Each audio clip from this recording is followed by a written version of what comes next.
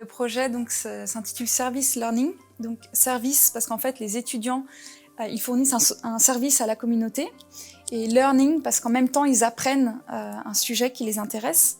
Et en l'occurrence, les thématiques qu'on a proposées cette année, c'était la biodiversité dans toute sa complexité. Quand je suis arrivée ici à l'Université de Neuchâtel, c'était déjà un projet qui avait été monté par le laboratoire de microbiologie.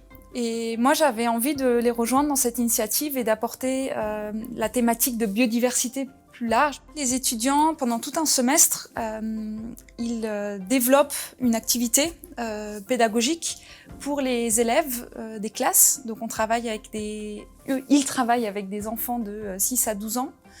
Et en même temps, parallèle de ça, ils font aussi un espèce de storyboard ou un scénario pour la RTS Découverte, qui vont eux ensuite produire sous format de petites capsules vidéo qui sera ensuite mise en ligne sur le site de la RTS Découverte. Alors il y en a deux principaux. Le premier, c'est d'arriver à développer des compétences en termes de communication grand public. C'est quelque chose qu'on n'apprend pas forcément dans le cursus de bachelor de biologie. Et donc voilà, c'est vraiment d'apprendre à communiquer. Le deuxième objectif, c'est d'être autonome dans toutes les activités qu'ils entreprennent. Donc c'est eux qui choisissent le sujet, c'est eux qui choisissent comment ils vont transmettre ces connaissances, c'est eux qui développent toute la stratégie de l'activité.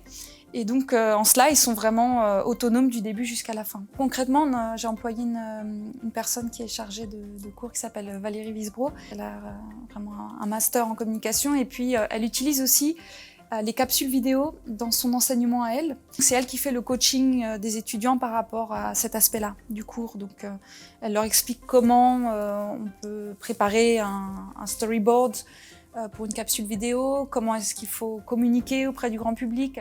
Nous, ce qu'on aimerait, c'est pouvoir développer cette idée de service learning à d'autres disciplines, d'essayer de mettre ça en commun et de travailler ensemble de manière interdisciplinaire sur des thématiques de biodiversité qui nous intéressent tous, mais avec un angle disciplinaire différent.